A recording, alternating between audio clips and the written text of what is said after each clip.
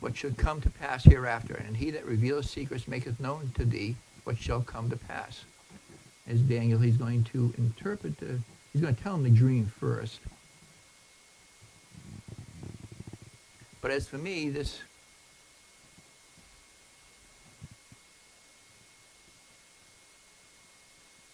get me out of the way a little bit. Still not enough.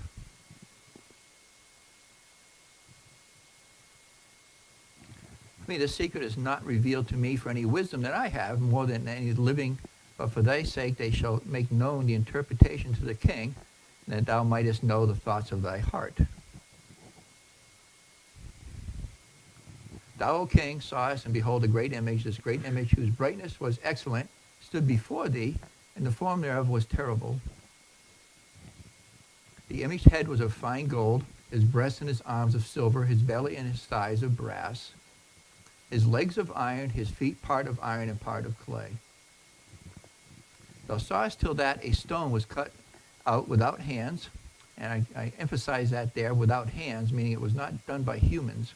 It was divinely done, which smote the image upon his feet that were of iron and clay, and brake them in pieces. Then was the iron, the clay, the brass, the silver, and the gold broken to pieces together, and became like the chaff of the summer flashing floors, and the wind carried them away, and then no place was found for them, and the stone that smote the image became a great mountain, and filled the whole earth. This is the dream, and we will tell the interpretation thereof before the king. So this is where we pretty much left off. So going into the actual interpretation, thou, O king, art a king of kings, for the God of heaven has given thee a kingdom, power, and strength, and glory. Now I'm going to correlate this portion of it with a portion in chapter 7, which is another vision that Daniel had that helps us to see the comparison of how we can identify these different kingdoms, and how we know down through history how they were interpreted. And that's over in Daniel 7. And so I'm going to kind of try to go back and forth between 2 and 7 for this portion, and kind of show the two dreams and the four visions that we're seeing. And they kind of supplement each other. So over in Daniel 7:1, in the first year of Belshazzar, king of Babylon, Daniel had a dream and visions of his head upon his bed. Then he wrote the dream and told the sum of the matters. And Daniel spake and said, I saw in my vision by night, and behold, the four winds of the heaven strove upon the great sea, and four great beasts came up from the sea, diverse from one another. And the first was like a lion, and had eagle's wings, and I beheld till the wings thereof was plucked, and it was lifted up from the earth, and made stand upon the feet, as a man, and a man's heart was given to it. Now this first vision of a lion represents Babylonian Empire. And it's pretty well known that the Babylonian Empire symbol was actually a winged lion. And here's an example of it that was found in some of the ruins of Babylon.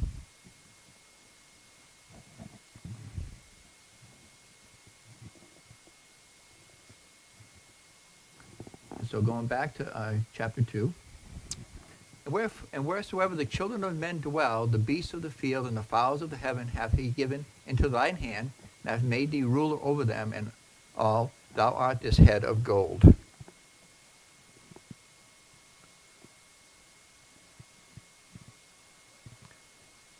there's a note in my Bible that said that basically God had allowed him to have universal control over the known world of that time, but that he didn't ever come to filtration. And some believe that it's based on the fact that he didn't, if he would have realized who God was and that he was one in control, Nebuchadnezzar might have been given more power than he had. And we'll get into that a little bit in the next chapter when it talks about what Nebuchadnezzar, actually chapter 4, when it talks about a period of time that Nebuchadnezzar is tested by God. Verse 39. Now we're going to move into the second part of the vision. After thee shall arise another kingdom, inferior to thee, and another third kingdom of brass, which shall bear rule over all the earth. Now it's really important to understand that Daniel at this point did not know exactly what these represented. We know today, based on history, uh, and a little bit from the vision in 7:5, we can tell a few things. Over in Daniel 7:5 is Daniel's vision of this same period of time. And behold, another beast, a second, like to a bear, and it raised up itself on one side, and it had 3 ribs in its mouth of it, between the teeth of it. And they said thus unto it, Arise, devour much flesh. So this represents the 2 portions of the Mede and Persian Empire. And the reason it was lifted up on one side is it more or less represents that one was stronger than the other. And then the fact that it was very domineering, it took over the area, and it was very ruthless. The other thing to realize about this particular vision, too, this one and the one in chapter 2, is the fact that the different metals, as they goes down the statue, become stronger and stronger and more fierce until we get to the Roman Empire, which was the worst of all of them when it came to killing and destruction. And you kind of see it in the types of metal. If you know anything about metal, gold is very soft. It's beautiful, and it has a lot of, it's very expensive. It was wealthy, and the Babylonian Empire was known for that. Then you get into the silver, still fairly a precious metal, but a little bit more hard. That's what we're talking about here. Then we get into brass, and brass is even a little bit stronger yet. It can resist fire better than the other two. And of course, we get into iron, which is the hardest of them all, which would be the Roman Empire. And this second portion has a third vision over in Daniel 8:22. We'll get into all these in more detail as we move through Daniel. But the ram which thou sawest having 2 horns are the kings of Mede and Persia. So you can see when Daniel had this particular vision, he knew for sure who the second kingdom was going to be. That's after this point in time. And after this, this is still Daniel 7. And after this I beheld, and lo, another like a leopard, which had upon the back of it 4 wings of a fowl. The beast had also 4 heads, and dominion was given to it. Now this represents Alexander and the Grecian Empire. And as you study history, you'll find out that Alexander was very swift. He took over most of this area very quickly. In fact, there was some stories that he actually was in tears because he had no more areas to conquer. The Grecian Empire, and Alexander took over all the known world at that time. And he was actually fairly young. He died pretty young, too, from some people say being depressed about not being able to conquer more land. But after he died, and the kingdom fell under his 4 generals, and we can see in this prophecy here that says the 4 wings of a fowl, the beast also had 4 heads, and dominion was given to it.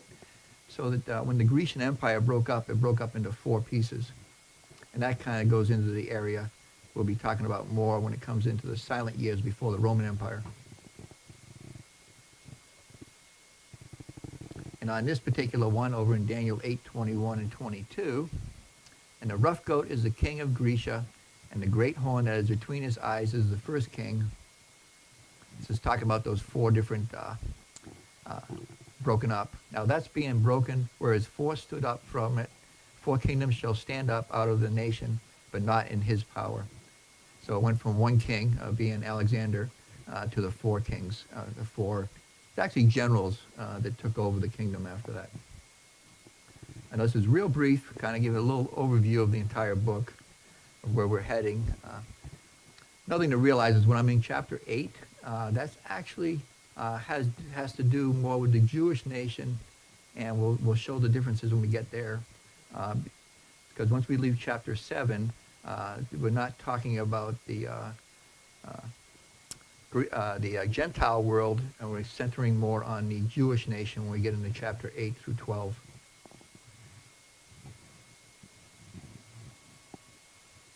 Okay, back to Daniel 2, verse 40. And the 4th kingdom shall be as strong as iron, for as much as iron breaketh in pieces, and subdueth all things. And as iron that breaketh all these, shall it break in pieces and bruise.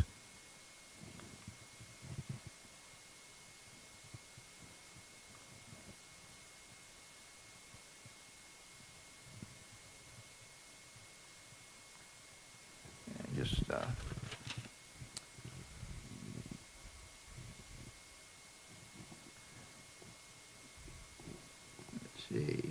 verse 41. And whereas thou sawest the feet and toes, part of potter's clay and part of iron, the kingdom shall be divided, but there shall be in it of the strength of the iron, for as much as thou sawest the iron mixed with miry clay. So this is getting into the feet area. And a lot of different theories about exactly what we're talking about here, the iron mixed with miry clay. And I'll share some thoughts I have. Finish up here with Daniel. And the toes of the feet were part of iron and part of clay, so the kingdom shall be partly strong and partly broken.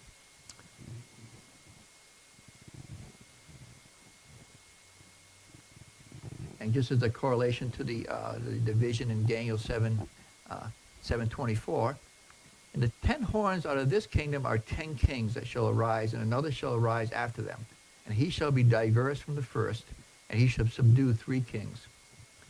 Now, this particular vision, I believe, is getting into the actual tribulation and the Antichrist, and into that period of time that hasn't happened yet, because when the Roman Empire broke up, it actually broke up into more than 10, and there was no kings, 10 countries. They were ruled by different leaders, but that there was more than 10. And so we can't prove that this thing actually has happened yet. There's a lot of speculation about exactly what these 10 horns or the 10 toes we see in 42 actually stand for. And there's a couple of theories, and that's why I showed you that map.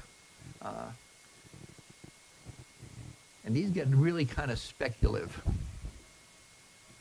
But just finishing up here in Daniel 7, before I jump into what I want to talk about in this area. And he shall speak great words against the Most High, and shall wear out the saints of the Most High, and think to change times and laws. And they shall be given into his hand until a time and a times and a dividing of time. That term there, you'll see it. We'll see it again when we get to chapter 9. But basically, time is one period of time. Times is the one thing in Hebrew that we don't have in English is something that they call a duo, where it's actually 2 times. But we do singular and many, or a few, which some try to equate to 3, but it could actually mean more. The Hebrew actually has time and times. Then dividing of time would be half of one period of time. We'll see this a lot in chapter 9, as standing for 3.5 years. Here it could stand for 3.5 years, which is speaking about the time of the tribulation.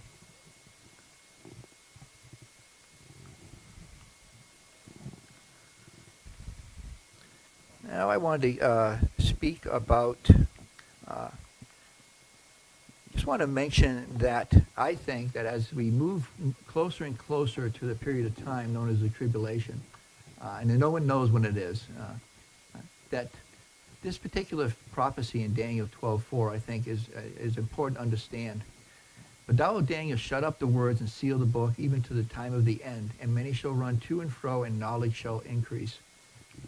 And a lot of people interpret this to mean that as we move closer and closer to the end times, one will be able to move faster across the planet, which we already do by flying, but that's been happening for a long time now.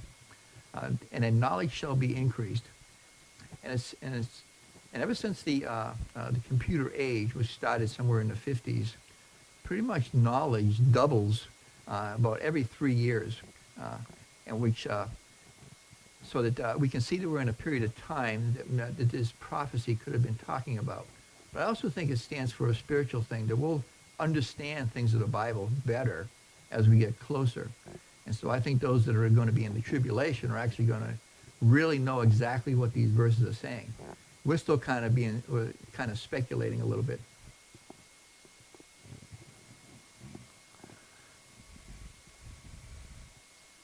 So I want to talk a little bit, or just a few other things about knowledge increasing over in Daniel 8:26. And the vision of this evening and the morning which was told is true, wherefore shut thou up the vision, for it shall be for many days. And then over also in Daniel 10:14. Now I am come to make thee understand what shall befall thy people in the latter days, for yet the vision is for many days. So I believe that all these verses, and again we see we're here in chapter 8 and 10, which would be the Jewish portion, that this whole portion of the feet is talking about the tribulation period, and it'll be after we're gone in the rapture. But at least in my studies, I've seen something that kind of always has gotten me kind of curious. So back to Daniel 2:43.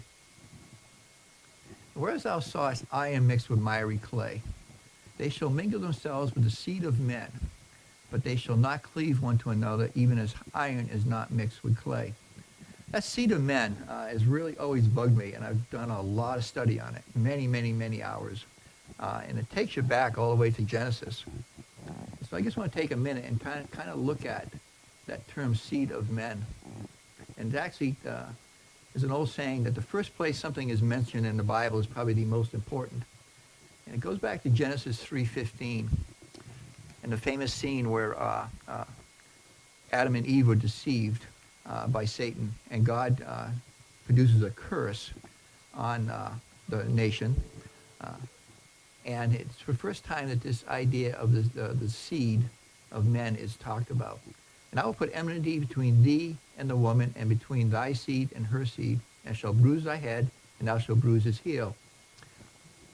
And realize that in the nature of thing, women do not have seeds.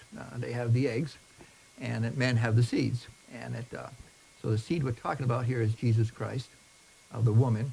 And then the other seed is Satan. And what's going to happen through the course of time. And I truly believe that Satan at this point realizes that his time, that he already knows what's going to happen to him in the end. But he's going to delay that as long as possible. And so I'm just going to run through some verses about some other places that we see the seed of men talked about. And what I believe it leads to is that Satan is going to try his best to stop this from the seed of the woman from ever happening. And the first place we see this is in Genesis, on the famous flood. In Genesis 6:1 through 9. And it came to pass, when men began to multiply in the face of the earth, and the daughters were born unto them, that the sons of God saw the daughters of men, that they were fair, and they took them wives of all that which they chose. And the Lord said, my spirit shall not always strive with men, for that he also is flesh, yet his days shall be 120 years. There were giants in the earth in those days, and also after that, when the sons of God came in unto the daughters of men, and they bare children to them. The same became mighty men which were of old, men of renown. I believe that verse right there is talking about the sons of God is referenced also in Job as being the angels, those that approach God. And the sons of God in this particular case can also mean fallen angels. And I believe that's what they're talking about. And that somehow Satan had tried to upset the seed of men by inflicting a non-human the problems with the daughters of men, causing corruption in the seed, so that Jesus couldn't be born. As we go along here, and God saw that the wickedness of man was great in the earth, and that every imagination of the thoughts of his heart was only evil continually. And he repented the Lord that he had made man on earth, and it grieved him at his heart. And the Lord said, I will destroy man whom I have created from the face of the earth, both man and beast, and the creepy thing, and the fowls of the air, for it repenteth me that I have made them. But Noah found grace in the eyes of the Lord. And this is the other verse that speaks to the same thing. These are the generations of Noah. Noah was a just man and perfect in his generations, and Noah walked with God. And I believe this speaks to the fact that Noah in particular was not affected by this corruption of the world, and hence he was saved out of it. And basically this is talking about the fact. And the main reason I mention this is because I could do a study on just all the ways that Satan has tried to stop the birth of Jesus Christ. Uh, we think about when Jesus was born and all the babies under 2 years old were killed to try to stop him from for becoming our Savior. And there's other times that, when Jesus was almost stoned near the temple by the Pharisees, and he slipped away. And so many, and I believe that Satan is still trying to extend that period of time that he has control of the earth for as long as possible. So I think that that particular prophecy there in Daniel is speaking to that. But just a few other places I'll mention, and I won't get into a lot of detail because it is speculative. But over in Matthew 24:37 through 39, Jesus himself makes a point of bringing this up. And that's what always got my curiosity, is that even Jesus wanted to really make sure we understood. But as the days of Noah were, so shall also the coming of the Son of Man be. For as in the days that were before the flood, they were eating and drinking, marrying and giving in marriage, until the day that Noah entered into the ark, and knew not until the flood came and took them all away, so shall also the coming of the Son of Man be. Now this particular coming, I believe, is the second coming at the end of the tribulation, and that during the period of the tribulation, that things are going to be happening that are very similar to Noah's time frame. And if you want to really get into this study, follow my Revelation series, and I get really in depth into some of this stuff when it comes to some of the things we see in Revelation. But also talking about these particular angels that were spoken of in Genesis 6, Peter makes a comment about them also. For if God spared not the angels that sinned, but cast them down to hell, and delivered them into chains of darkness to be reserved unto judgment, and spared not the old world, but saved Noah, the eighth person, a preacher of righteousness, bringing in the flood upon the world of the ungodly, and turning the cities of Sodom and Gomorrah into ashes, condemned them with an overthrow, making them an example unto those that after should live ungodly. And it's just more confirmation to me, besides Matthew, that period of time in Genesis was pivotal when it came to world history. There's one more place over in Jude, verse 6 and 7. This is the brother of Jesus, and he's speaking. He also mentions it.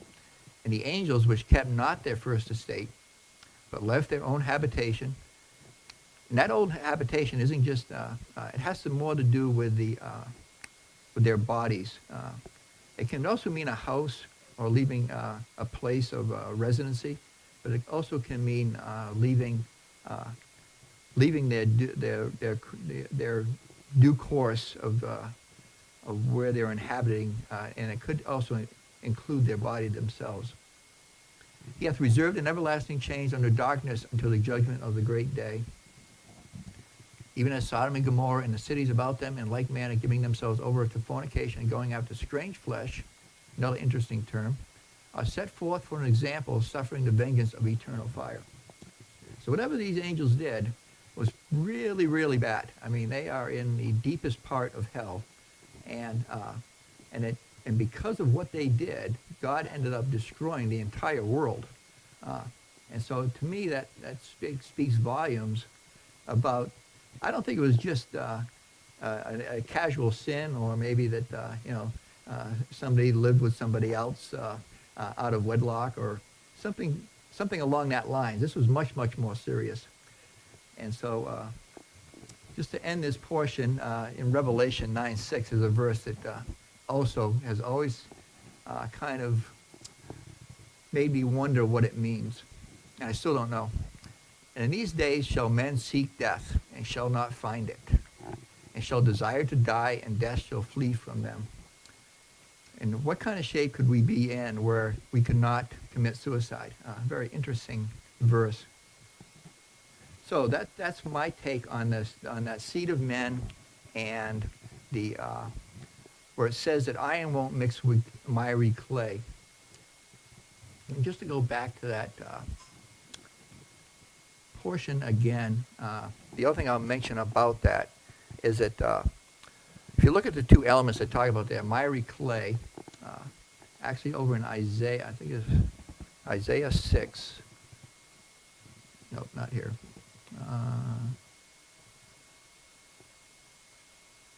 Psalms.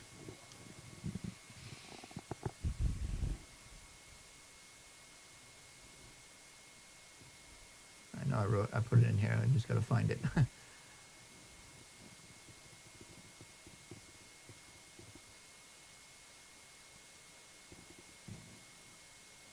Well, what I wanted to point out is the fact that miry clay is used as a term to indicate, if you remember back in Genesis, and I thought I put the verse in here, but I didn't. It talks about God formed us out of the dust of the dirt of the earth. So I kind of see miry clay as being kind of representative of the flesh of us as human. And then I see the steel, obviously, as something man-made, something non-human, maybe mechanical in nature, and somehow that they don't mix. And there's people out there that actually have a thought that it could indicate some sort of a intelligence. And if you ever get into looking at some of the things that are going on in this world, artificial intelligence and where it's heading. And it's rather interesting when you start getting into biogenics and things of that nature, where it's starting to replace a lot of parts of the human body with mechanical things. And I wonder if that has something to do with it. But again, it's a speculation, and I won't dwell any further. If you're more curious about my real feelings, you can see me after, and I'll tell you.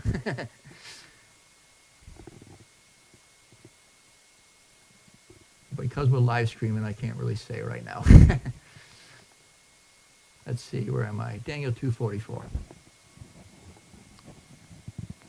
And in the days of these kings shall the God of heaven set up a kingdom which shall never be destroyed, and the kingdom shall not be left to all the people, but it shall break in pieces and consume all these kingdoms, and shall stand forever. And I believe that kingdom we're talking about here is the kingdom that God is going to set up through Jesus Christ. Is going to be in charge of it during the millennium kingdom. And I think I'll stop there.